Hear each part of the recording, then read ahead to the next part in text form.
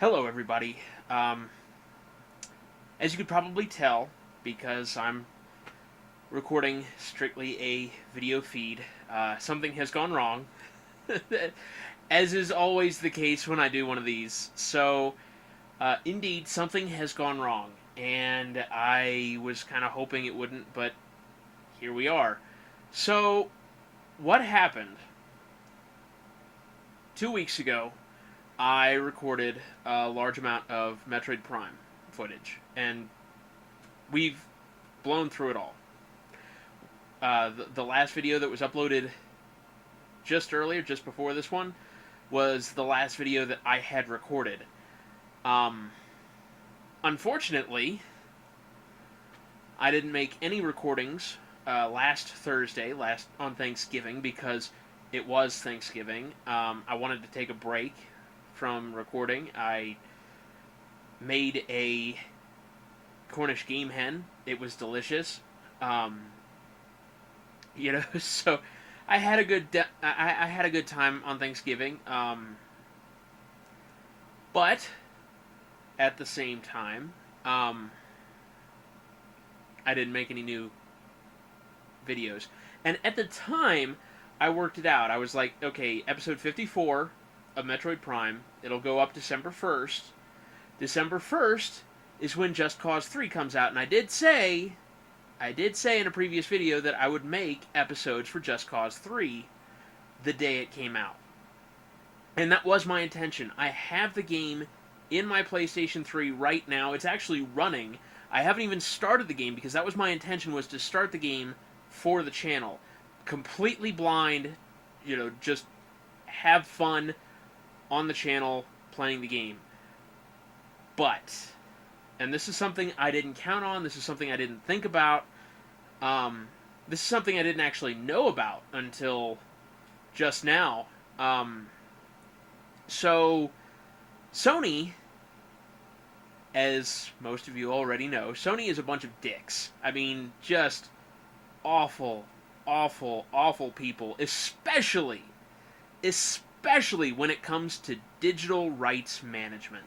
They don't know how to do it. So they force it, and they force themselves on the consumer, the people who have actually legally purchased their games and their system. It's like, I didn't pirate a PlayStation 4, god damn it. Give me the ability to record video from it. It's not like I'm sitting here playing a game with people. I'm recording video from a game as entertainment. It's not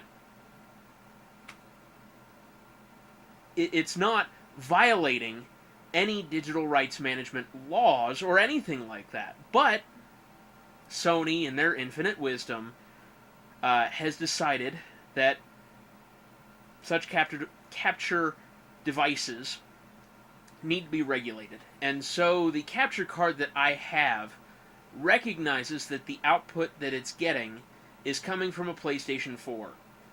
And recognizes as a result of that, hi Toulouse, it's bright in here now, so you can actually see my cat for once, instead of seeing the incredibly dark shadow in my lap.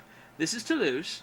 I don't know what is different about the lighting today, but for whatever reason it's working, so I'm not gonna look a gift horse in the mouth.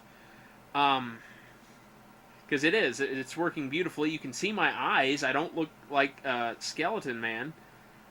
But anyway, so my capture device recognizes that the video footage I was trying to capture was from a PlayStation 4, and it knows that PlayStation 4 footage is copy protected. As stupid as that is the case. Come on, bud. Don't be sniffing the microphone. Don't. You've seen it before. You know what it is. It's a microphone. I also have the well, you can't really see it, but I've got the computer mouse in my lap too. So I'm kind of trying to set it aside while also petting the cat. So as a result, I can't get any footage from the PlayStation 4. There is a way around this stupid thing, and it's a ridiculously stupid way around it. I mean, literally, it would cost me $10 and the time for the device to get here. It's because all it requires is a device that converts the video from HDMI to DVI and back.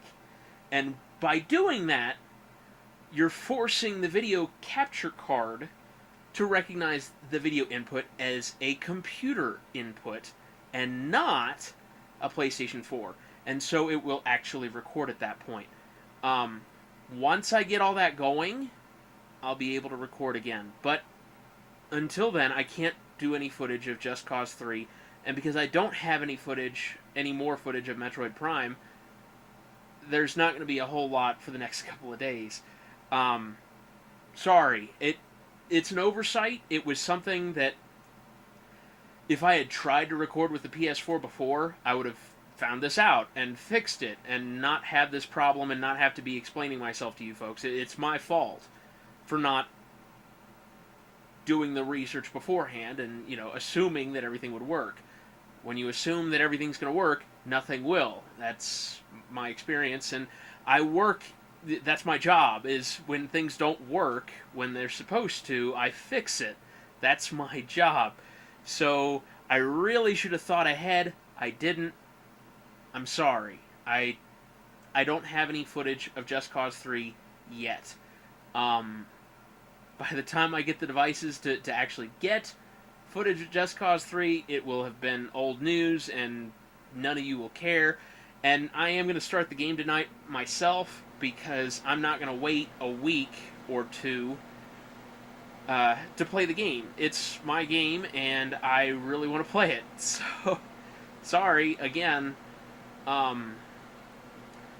What I wanted to do with the game, and what I intend to do now especially, is I would record, my intention was to record lengthy periods of time playing the game and kind of crop it up so that you're only watching the interesting bits, because let's face it, a lot of what I'm going to be doing is running around, and you don't want to watch me traveling to specific places. And my understanding of this game, I don't actually know because I haven't played it.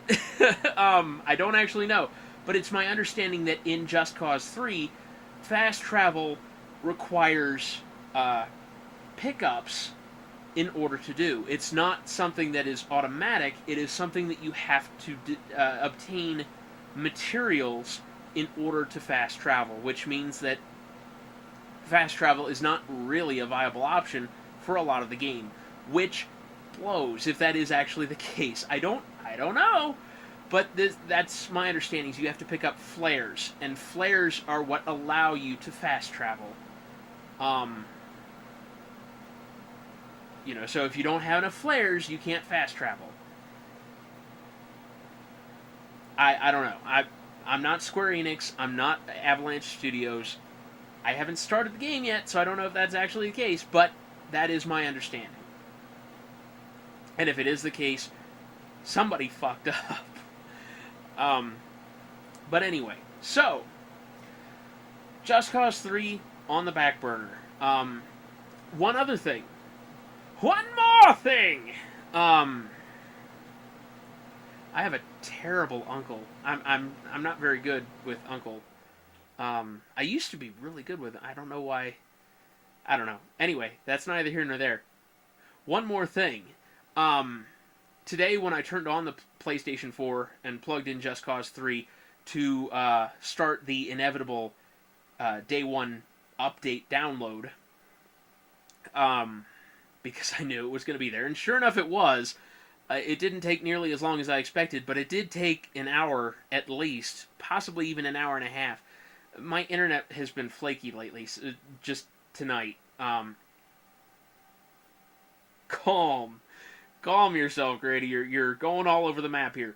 So, one more thing. When I powered the PlayStation 4 on tonight, this afternoon, to start the download that I knew was going to happen, I got into the PlayStation Store because this was the Day 1 edition, so I had the codes for new vehicles or something, and also because I pre-registered it through GameStop.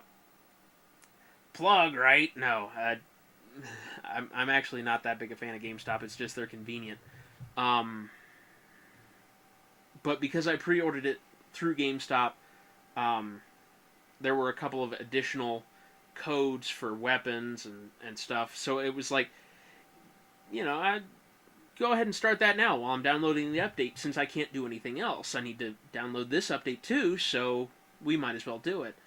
But apparently it's not a download, it's just an unlock. It's something that's already on the disc, but you can't play it until you unlock it with a code, which is fucking stupid. I hate when game makers do that. Yeah, you're seeing Toulouse's tail right in my face, aren't you? But while I was in the PlayStation Store, because I do have PlayStation Plus, because I play Elder Scrolls Online on the PS4, which is a whole nother rant entirely. It's not a bad game, but I digress. So because I have PlayStation Plus, I was like, well, let's see what the free game is this month, since it's now December. In the last couple of months, it hasn't actually been a free game. It's been like a free demo for a game. Like in October, I think it was, the free game was a demo for Drive Club, which by itself is a terrible fucking game. I would never play that ordinarily, and the fact that it was free means nothing. The fact that I spent the time to download it pisses me off. It was a horrible experience. I wouldn't recommend it to anybody. But I was like, well, maybe December they're going to actually have a free game. And they did. They actually had a free game. And not only is it a free game, it's Gauntlet. It's fucking Gauntlet. I was so excited because I've been a fan of Gauntlet for ages. I mean, literally, you're talking like 20 years I've been a fan of Gauntlet and all of its iterations. Especially Gauntlet Legends and Gauntlet Dark Legacy. Wasn't so much a fan of Gauntlet Seven Sorrows, but I understand where they were trying to go with the series. I understand that they were trying to make it into a more plot-heavy thing. And I mean, in a way, it's kind of going back to its roots. Gauntlet, the Gauntlet port for the Nintendo Entertainment System, for example, actually had a plot very similar to Gauntlet Seven Sorrows, in that you had to go through the game, you had to go through the gauntlet, that's why it's called that, repeatedly, until you get to certain levels where certain items were. And then you could pick up those items if you found them. You had to find them. And if you got all those items, you could then access the last 6 levels of the game, and those 6 levels would repeat until you got the special item to finally get to the final boss of the game. But for the most part, that kind of dropped off. It was only for the NES. You might recognize it as very similar to the plot for Gauntlet Legends and Gauntlet Dark Legacy, because that's exactly what you're doing. You're going through the same levels over and over and picking up items that you may have missed the first time, until you collect all 12 rune stones, summon Scorn. Yeah, you summon Scorn. Well, no. First, you have to what was it? You summon Scorn with the 12 rune stones, but then you also have to defeat him in the ruined chapel. And once you defeat Scorn, then you have to defeat Garn, who is the mage who summoned Scorn in the first place. So you have to go to the battlefield, which is the final set of dungeons. It's a lot of fun. I love the series. I love those 2 games, like I said, in particular. And when Sony announced that, I think it was Sony anyway, that they were going to release a version of Gauntlet on Steam, I jumped on it. I was just, boom, the moment it came out, I bought it. And not only did I buy it myself, I bought a gift copy of it for my little brother because the two of us used to play Gauntlet all the time. And the fact was, this new version of Gauntlet was internet capable. So we could play together while he's living in Tennessee and I'm living in New Mexico. You know, it's... and before you ask, no, I didn't come from Tennessee. I came from Ohio, and so did he. He went to Tennessee for school. I went to New Mexico for school. Hence the huge divide. But also huge divide because I came from Ohio. Anyway, I was born and raised in Cincinnati, Ohio. Never met Markiplier. Sorry, I never knew Mark Fishburne. If I had decided to go to UC the way most of my classmates did, I probably would have met him. Because he was in the engineering program and I would have been in the physics program, so we would have had a few classes similar to each other. So we may have met if that was the case, but that wasn't. So I opted to go to New Mexico for school, and, well, here we are. Back to Gauntlet. So the Steam version of Gauntlet would allow us to play Gauntlet on the computer over the internet together, which is something we haven't been able to do since I was 18. Well, since I was 20 or so. I brought my GameCube home once. So it had been a long time, and Cameron, my little brother, is 9 years my younger. So with that age difference, playing games became very much a bonding point for the two of us. So having Gauntlet as that bond that we had at one point, it was a huge deal. But at the time, the only computer I had that could play it was my laptop, which isn't a bad computer. It just can't play games very well, and it really couldn't handle Gauntlet. It was awful. So now that I have my recording computer, I actually have installed Gauntlet on it. I've just never actually tried to play. It would probably play just fine. One thing between my recording setup and my laptop, my recording setup is perfectly capable of playing Civ 5 in DirectX 11 without huge graphical glitches or frame drops. Massive freaking frame drops. And furthermore, it's able to do it over a screen sharing program, which takes up more processing power. So my recording computer is almost certainly capable of playing Gauntlet. I just never have.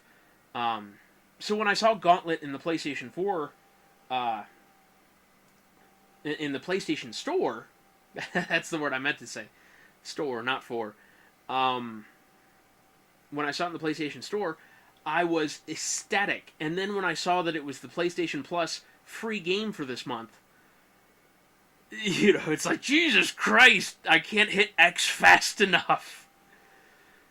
So I now have Gauntlet for the PlayStation 4, and I would very much like to play it at some point. Hey, bud. Hi.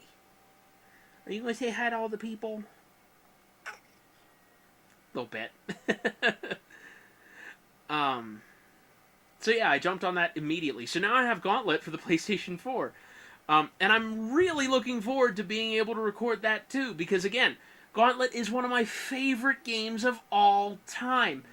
And really, for as little as I was able to play it on my laptop, I did get a good feel for it, and it's the same game. It's clearly the same game. And it is. It's Gauntlet. It matches the feel of Gauntlet perfectly. And I mean, it goes back to the roots of Gauntlet.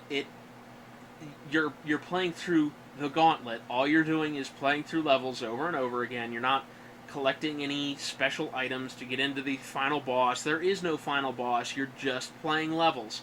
And that's fine. You know, I'm okay with that. I don't care. I mean, it's nice to have a final boss. It's nice to have, you know, an end game in mind. But half the fun I had playing Gauntlet Dark Legacy was going back through the old levels, and not even necessarily to pick up stuff I missed, just to play them because they're so much fun. Um, for example, the two siblings of mine who play video games, myself, Cameron, my little brother, and Kimber, my middle sister. I have five. There are five children in my family, and so there's me, the middle, and the youngest, who play games, and the three of us started playing Gauntlet Dark Legacy at different times. Of course, I started it immediately because it's Gauntlet, and I loved it. But then Cameron started watching me play, and he was like, "This looks like a lot of fun. Can I start up?" Sure, let's create a new character. And of course, Toulouse knocked down all my shit on the sofa/bed. Of course, starting a new character, you have to start over at the very beginning. And I didn't care. I helped him. I started playing from the very beginning. And, of course, because it's Gauntlet, you're, constantly, while you are also helping each other, you are hurting each other. And so we were kind of competing for resources and shit. And it was fun. And we had a great time doing it. And then finally Kimber, my sister, came up. She's like, "This looks like a lot of fun. Can I play?"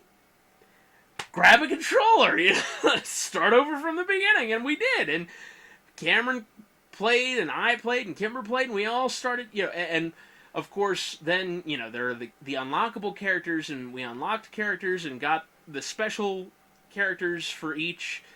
And, well, when you have a new character, you have to start over from the beginning. So we did, and we enjoyed it, and it was fun, and I missed that for the last, 15 years.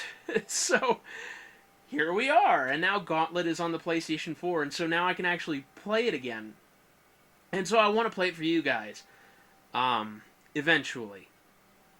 We'll see where it goes. There was something else I was going to talk about. I think it had to do with Metroid Prime.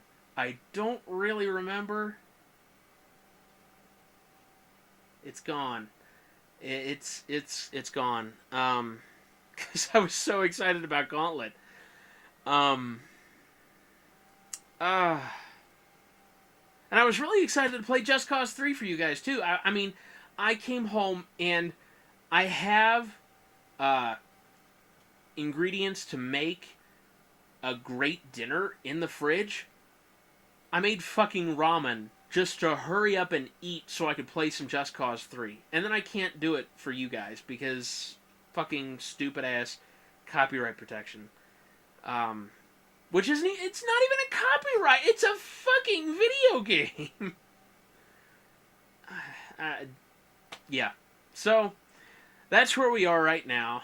I will have more episodes of Metroid Prime up, starting probably Friday, because I have to record them, of course, and Thursday is going to be spent recording them. I may have a new episode of Morrowind up. I really do want to get back into that game. The first episode, I know I spent most of it reading. But there's a lot of stuff to read in that game, and I really enjoy reading everything. Your mileage may vary. So, I enjoy it. So, when I play more Morrowind, it's going to be a lot of reading, I'm sure. But I do want to I do want to get back into it at the very least. And I do know that when I get back into it, I want to join the Thieves Guild, gain some levels, get some experience, go do some adventuring before I go back into the main story, which is in fact recommended for playing Morrowind. Unlike Oblivion and Skyrim, I should say, unlike Oblivion and to an even lesser extent Skyrim, Morrowind required you to join a guild and gain some levels before you actually started on the main quest. You could start on the main quest and get your ass handed to you the first time you go into the first dungeon, because the enemies in the first dungeon expect you to be level 15. So if you start out the game at level 1 and get on the Silk Strider and go off to Balmora, become a member of the Blades, and immediately jump into this dungeon, you're gonna have a bad time. So that's why Balmora is so large, one, and also so largely affiliated with multiple guilds. It gives you the opportunity to join a guild, gain some level, get some experience playing the game, before then going off into a dungeon. And now, is he going to come up? Yep. Ah, this is a little guy. Hi. Hello. This is Scarmeleon. He is a kitten, and he loves laying on my chest like this. He thinks it's a shelf. It's not. I'm sitting down. I don't know how he manages to do this without my hand here, which is why my hand is here holding him. But Scarmeleon is a black cat, whereas Toulouse is a gray or blue cat. What are you doing? Are you gonna... Okay.